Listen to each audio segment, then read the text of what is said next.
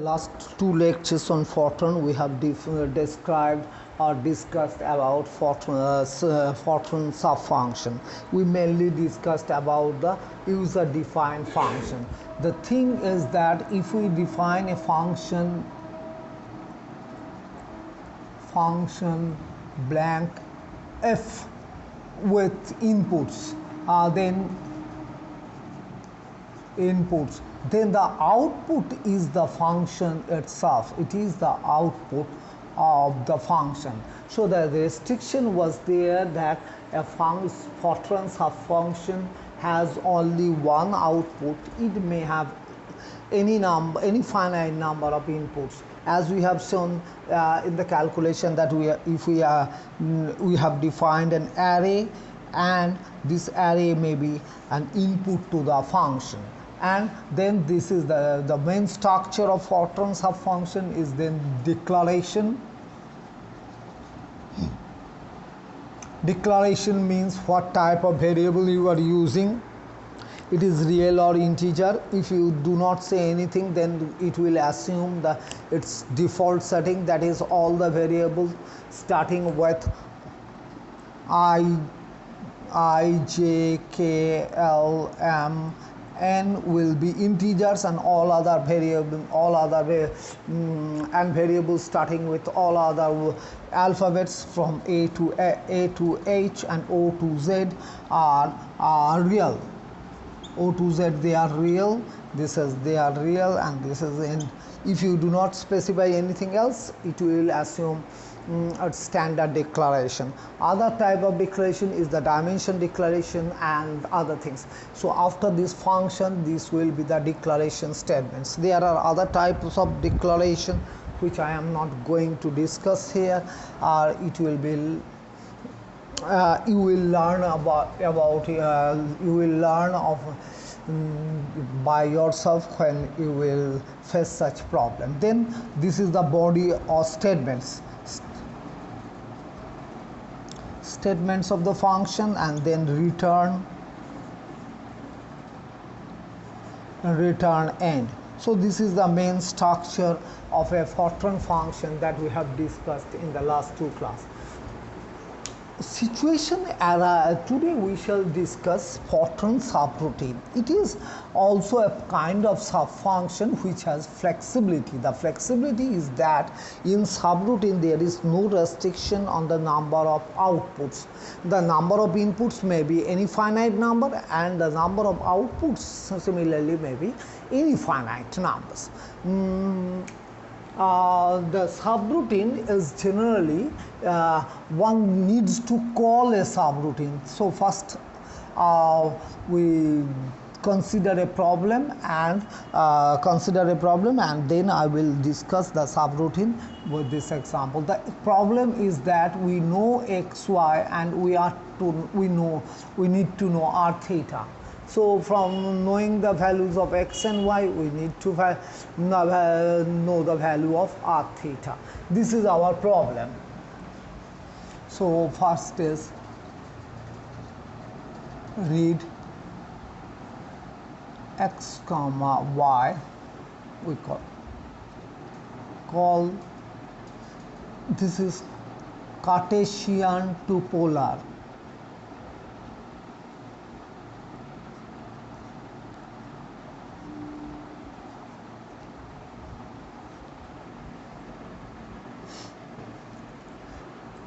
Then we write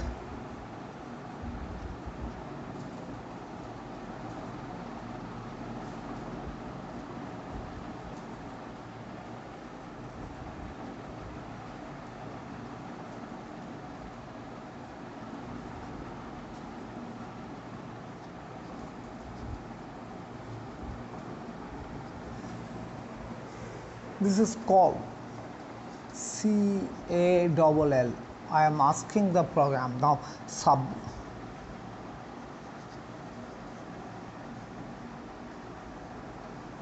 subroutine blank the name Cartesian to polar. They are case insensitive, so you can write it as CAPO as well, as Fortran is case insensitive. then you write x, y, r, theta. So there is no distinction between the inputs and outputs in this list. The input and output will be specified in this case. Now we define r is equal to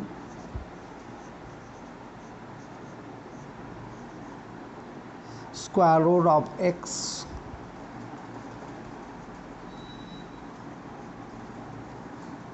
since we are calculating r, it is an output.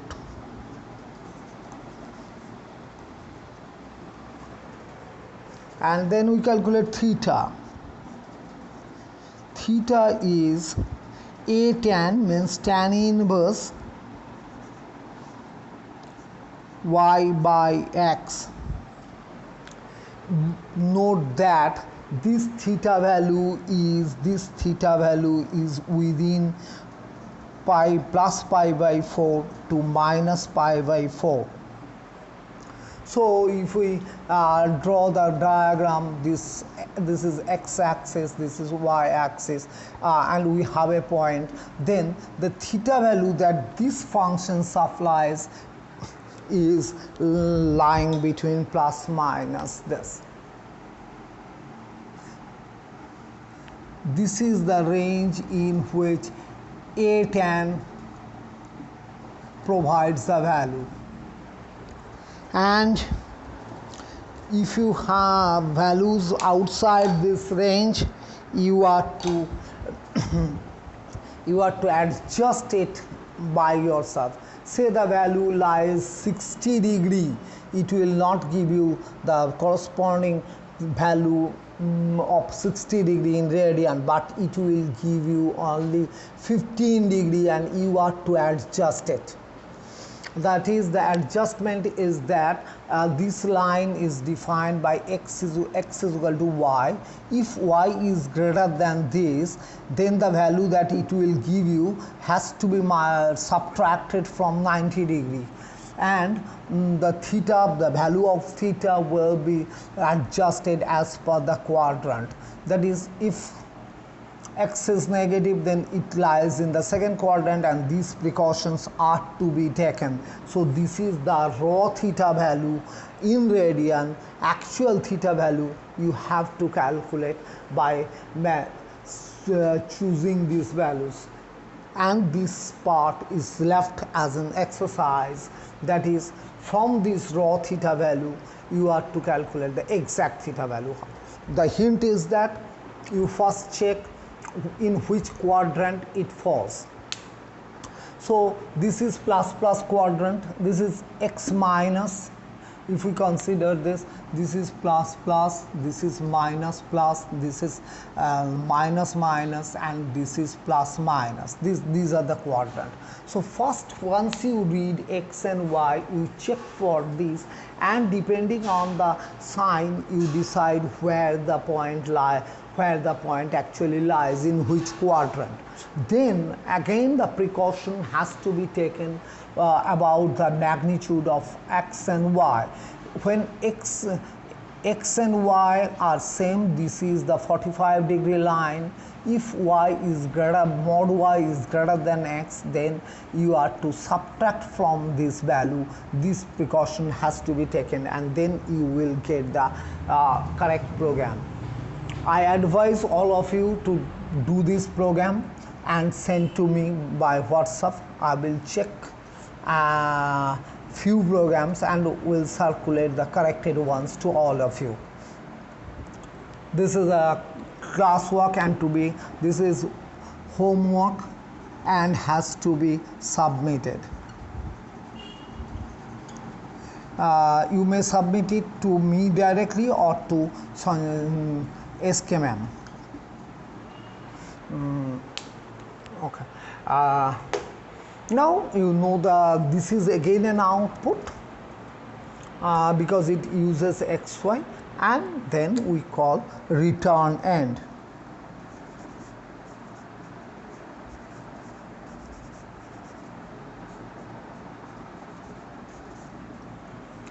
Now Now let me explain the operation of this subroutine. The program first reads x and y, then it calls the subroutine. This is subroutine Cartesian to polar. This subroutine name is Cartesian to polar. That's why the name is given in such a way. Then it calls the subroutine CAPO. It comes to the subroutine CAPO with, then it is asked to calculate R, which utilizes x and y. So these are inputs, and it also calculates theta. So it is, these two are outputs.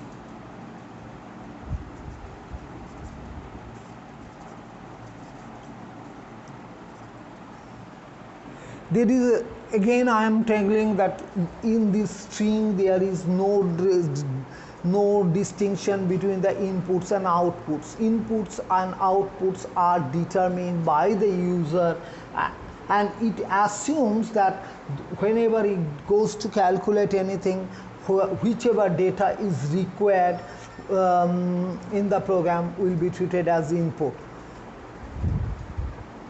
And then after calculating the required values, it returns to the calling destination. That is, if we call at this line, just at a line prior to the call, xy unknown, but r theta are unknown, and after calling all x, y, r, theta, they are all known. This is the working principle of this subroutine. Now you can get the value of r and theta. If you put this value over here, it will give you 0, 0 or r. This is one example of subroutine.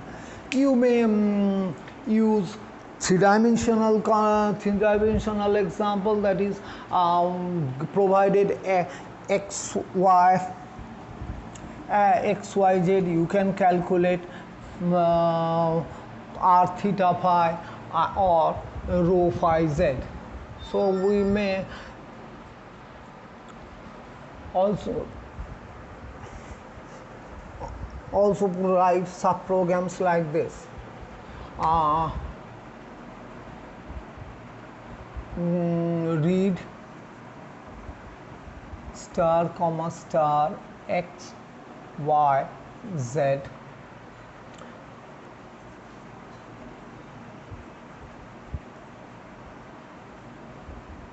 star comma star Cartesian coordinates, then comma, inverted comma, and this will be written exactly x, comma, y, comma, z. It will then call Cartesian to spherical polar, x, y, z, r, theta, phi. The name is that it is Cartesian to spherical polar coordinates. We know there is conversion. The x is equal to r, sine theta cos phi, y is equal to r sine theta sine phi, z is equal to r cos theta. So the relation is this is the definition. The inverse transformation is r square is equal to x square plus y square plus z square. Then if we want to define phi, tan phi is equal to, you divide by this to y by x, and the definition of theta, if you square these two, so there we get this goes sine square theta, so tan of theta is equal to square root of x square plus y square by z. This is the transformation. The pictorially it looks like this. This is y-axis, z-axis, right-handed coordinate system. If we have a point here whose coordinate is x, y, z in Cartesian coordinates and r, theta, phi in spherical polars, and this is the angle theta, this is point P. You drop a perpendicular from P on xy plane. If Q be the foot of the perpendicular, then this angle is phi, and these distances are. These are the sense of measure. So then we write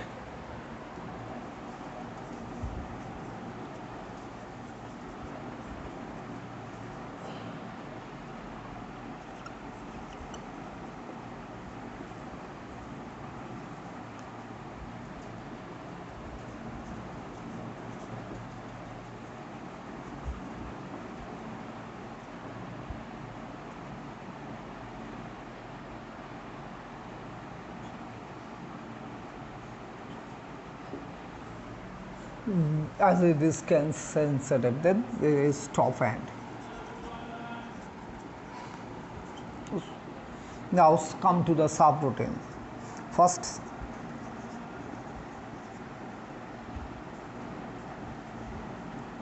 blank, the name of the subroutine. The subroutine is CASPO.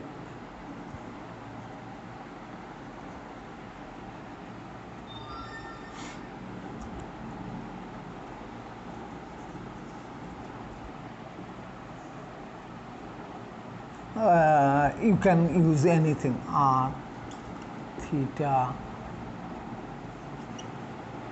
phi. Then within this we define r.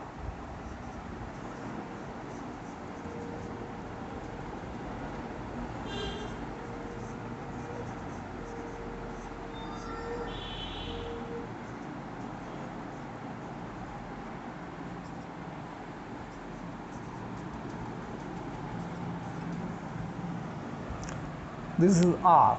Then come to theta, tan theta. Theta is equal to a tan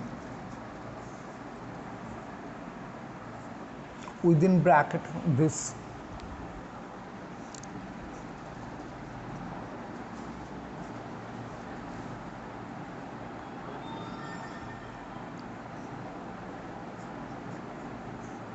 A precaution may be helpful if z not equal to 0.0.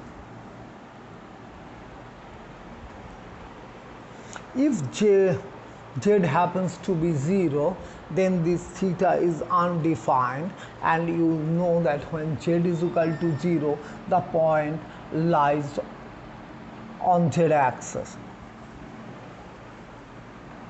Then for coming to, and then phi, this is theta. Oh, I have used a special type of if statement. If in this if statement it asks the question whether z is equal to 0 or not. If the condition is satisfied, then and then only this line will be executed. Otherwise, if theta happens to be 0, this line will not be executed. So this is a special type of if statement which asks a question, and so this defines theta only when z is not equal to 0. Otherwise theta is not, if z happens to be 0, till now theta is undefined. So one may do one thing. it may define theta to be 0 initially, 0.0. So, and then in that case theta will remain defined.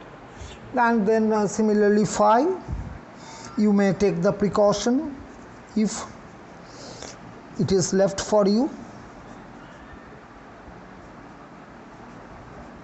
to put the condition, then phi is equal to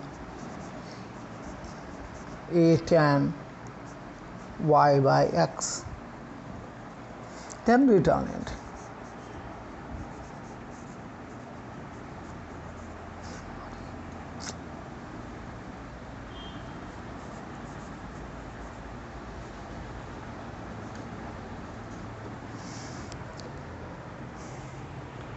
Similarly, you make a program which knowing the x, y, z produces rho phi z as per cylindrical coordinate system. This is the cylindrical coordinate system.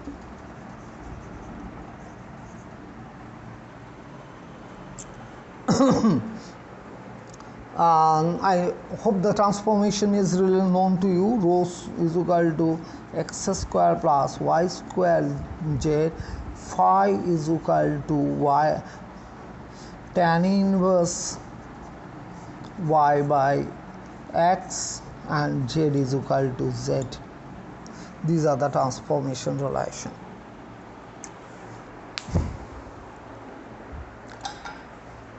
Make a program which will do the reverse transformation, that is knowing x, y, z, knowing rho r theta phi,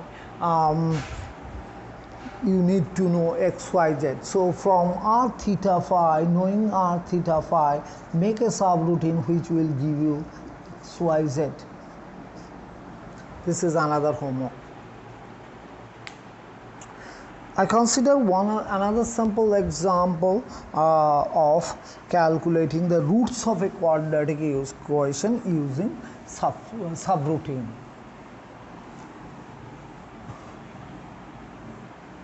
Here, in all the cases that we have discussed in this class, the number of outputs are more than one. In the first example, the number of outputs were 2, and in the second one it was 3. Now you need to do the read star comma star A, B, C.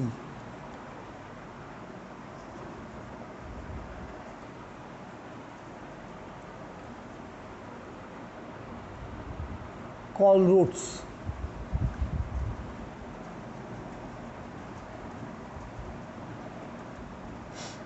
The inputs would be A, B, C. The outputs are roots x1, x2. These are the roots. Now then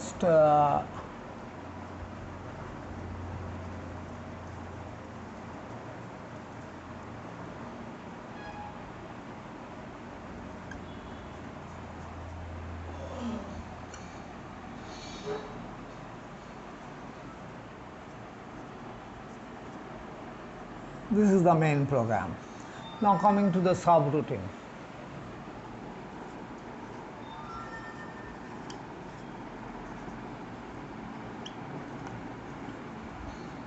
A, B,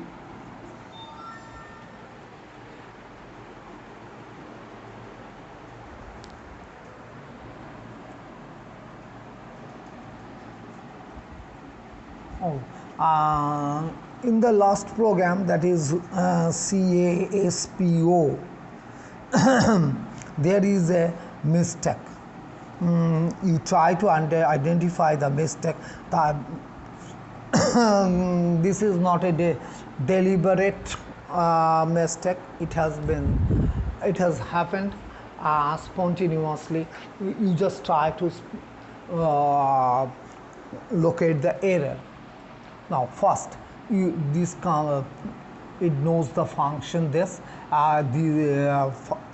first. If a equal to 0.0, then write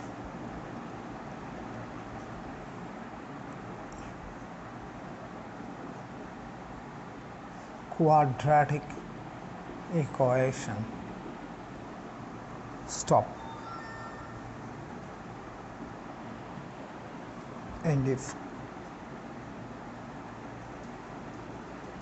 so, what the program first the subroutine does, it checks whether a is 0 or not. If a is 0, it gives a warning message, not a quadratic equation, and program subroutine stops there, so that this program will stop in this line. These will not be written at all.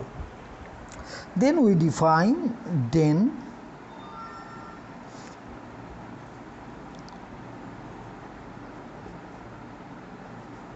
Actually, you know the roots are x is equal to minus b plus minus b square by 4ac by 2a. 1 by 2a, so den is actually 1 upon 2a.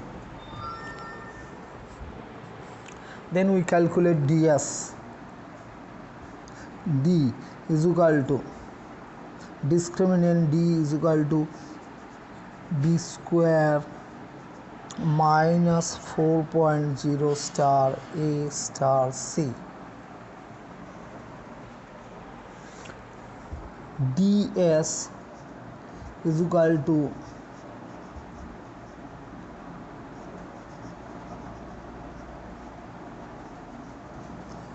this is actually square root of mod d. This is ABS, then first ABS, then square root. Now I come to this decision making situation.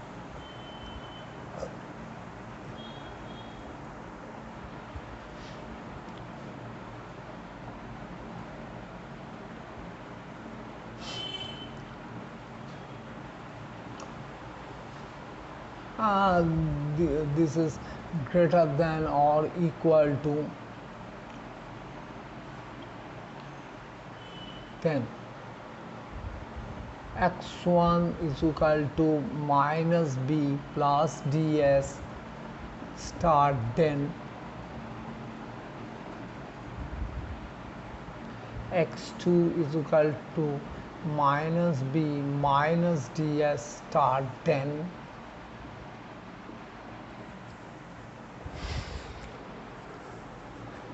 Just to give a right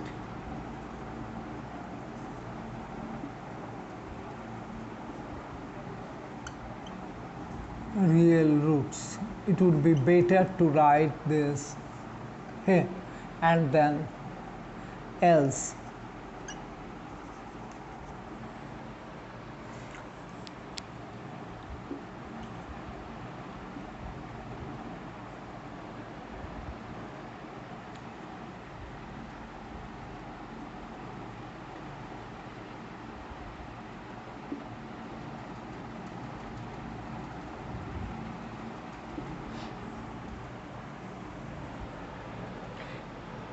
Since we are restricting the program in its real mode, we haven't defined any complex quantity, then we have to define. There will be some difference. We will define x1 is equal to minus b by the star den, and x2 is equal to ds star den. In that case, it will be helpful to omit this line over here. You write the roots, real roots, then x1, x2, and we and we omit this line from here too.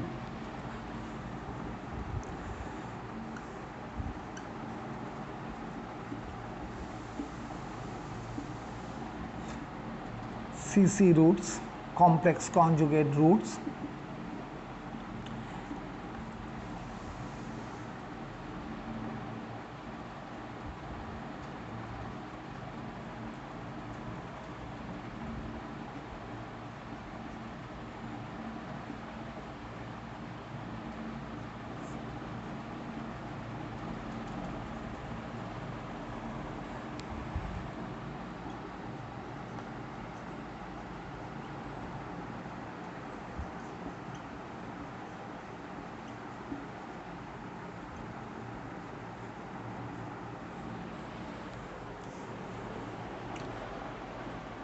If we supply, this program could be done much easily by introducing the complex variable.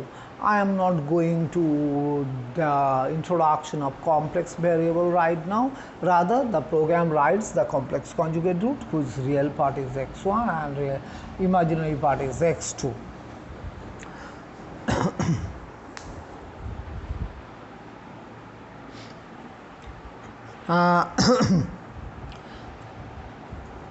In the next class, we shall use the subroutine concept to calculate or to sort a given number of data. Okay. Given name, let me do it today. The aim of the program is to sort a given number of data in a particular order. So what is the dimension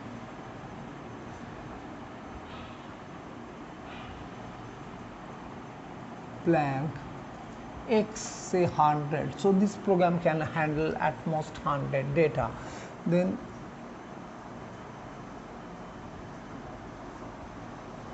n number of data, then read the data itself in an implicit do loop,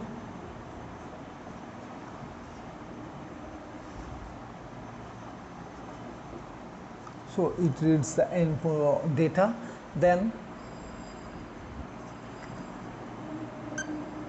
call sort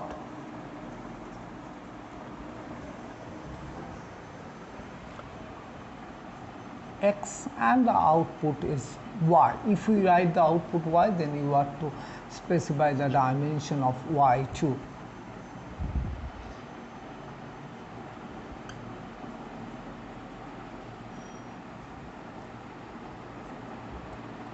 Before sorting,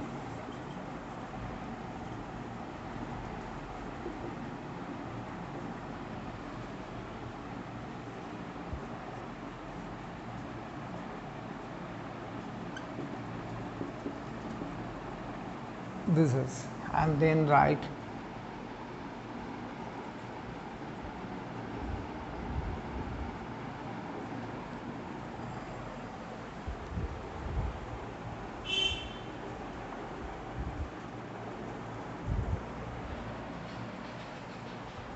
okay. Let me do the subroutine first, then I will come to this what only subroutine.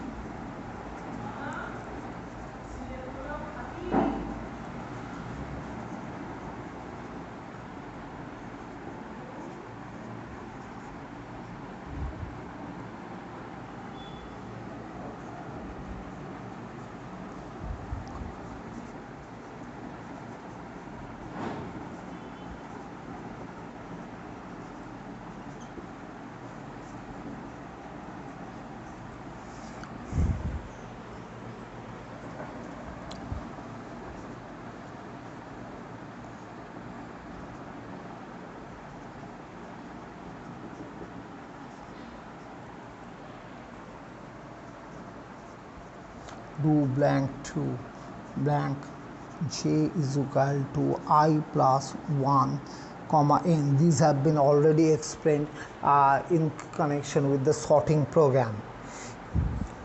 Now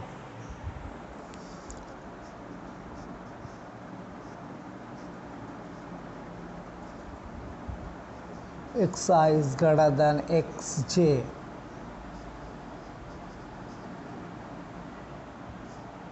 Then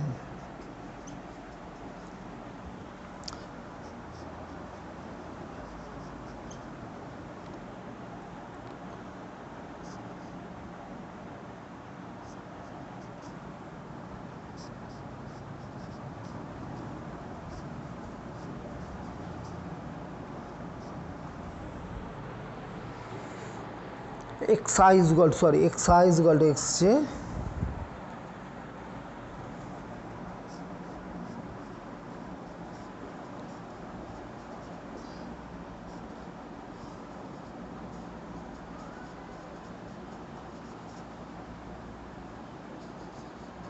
MP then comes and if is there.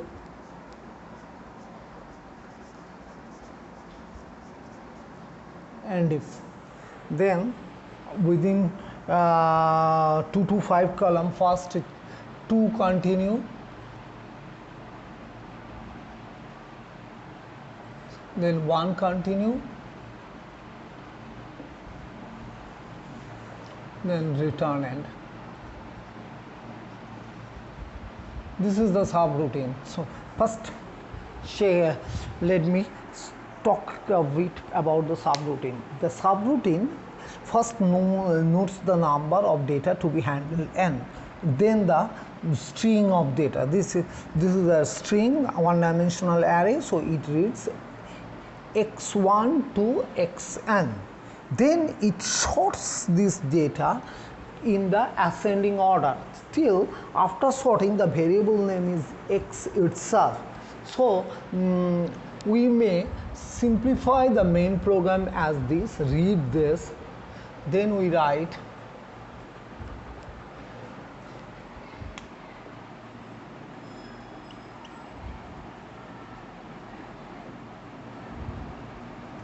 before sorting.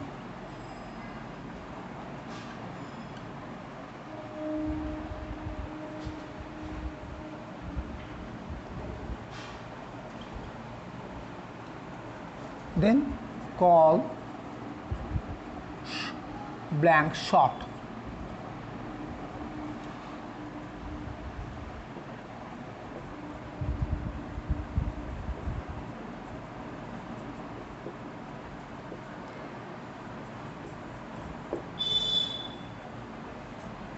Sorting this one, stop end.